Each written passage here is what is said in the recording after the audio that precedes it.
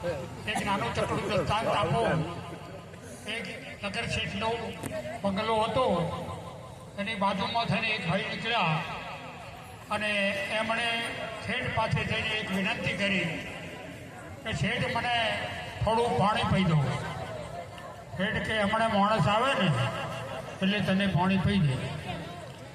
એટલે પેલા થોડો ટાઈમ થયો એટલે ફરી પાછું અને શેઠને વિનંતી કરી કે શેઠ મને તરસ બહુ લાગી છે તો તમે મને થોડું પાણી પી દો. એટલે કે મેં તને એક વખત તો કીધું કે માણસ આવે એટલે તને પાણી પી દઈશ.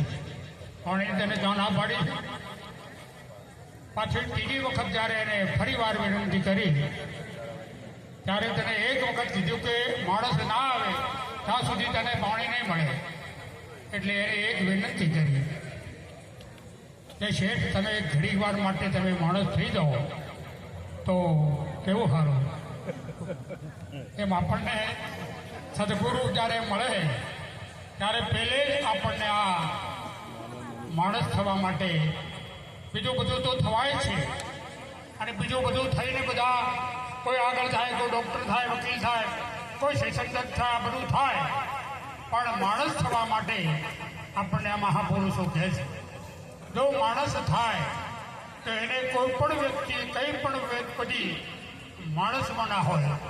અને એટલા માટે આપણને સદગુરુ મળે તો એવી પંચ વસ્તુની પ્રતિજ્ઞા આપણને આપવામાં આવે અને એ આપ્યા પછી એને માણસની કેટેગરીમાં ગણવામાં આવે છે. અને એવા આપણે અહીંયા અમારે જૂના બંધુના જોરુભા અમારે કાયમ માટે પ્રોગ્રામમાં આરતી નફાએ મેં ગવડાવતા અને બીજા ભગવાનભાઈ મહારાજ અમારે અહીંયા હતા.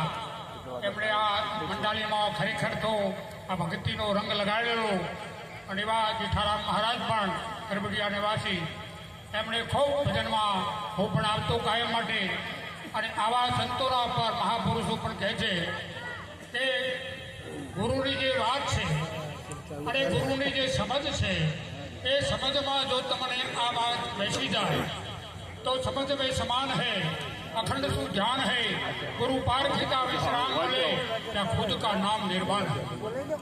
આપણને સદગુરુએ એક એવી વાત આપી છે એ વાત જો આપણા હૃદયમાં બેસી જાય તો એવા સંતોના ઘણા આપણા પુરાવા છે કે જેને સદગુરુ ઉપર વિશ્વાસ કર્યો છે, સદગુરુની વાત જેને માની છે એના જીવનમાં ખરેખર ઉલ્લાસ અને એના જીવનમાં જરૂર આવે છે. અને જેને ગુરુ મળ્યા છે એ ખરેખર પ્રગતિ નથી થતી તો એને ગુરુની વાત ઉપર વિશ્વાસ નથી થતો.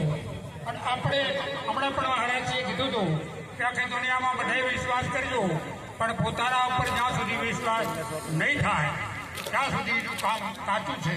એટલે આપણે પોતાના પર વિશ્વાસ થાય, આપણામાં પોતાનો વિશ્વાસ આવે તો જ આપણું કલ્યાણ થાય એવું છે. એવા મહાપુરુષો આપણને વારંવાર પોતાના પર એટલા માટે આપણે સદગુરુના શરણે ગયા પછી આપણા જીવનમાં ઘણી બધી પૂછા. આપણે નિરજ મહારાજના પરિવારમાં એક માધવરામ કરીને સંત થઈ ગયા અને એમના સેવક એક મગનલાલ મહારાજ કરીને એમને એક ભજન નાનું ચકડું ગાયું છે. આપણે હું 2 લીટી ગાવાનો વધારે નહીં. અરે જન્મમાં એ મરણા દુઃખ જાય રે જાય આહા જે આનંદ મારા ઓર મારે જન્મ મરણ દુઃખ જાય રે જાય આજે આનંદ મારા ઓર મારે સદગુરુ સ્વામીને સેવકાર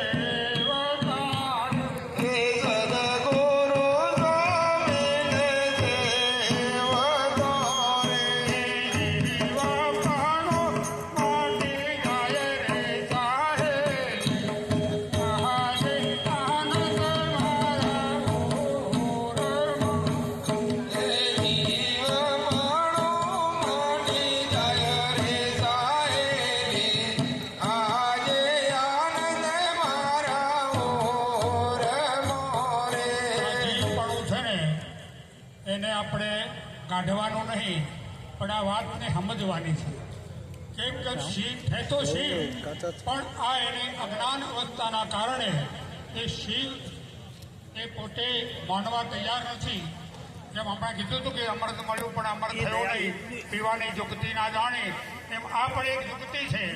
એ જુગતી જો ના સમજાય તો આપણને સદગુરુ સ્વામીને પણ આ જન્મ મરણ મટી જાય તો આનંદ જેમ થાય છે એમ એવો આનંદ આપણને ક્યારે થાય કે સદગુરુ સ્વામીને સેવતા.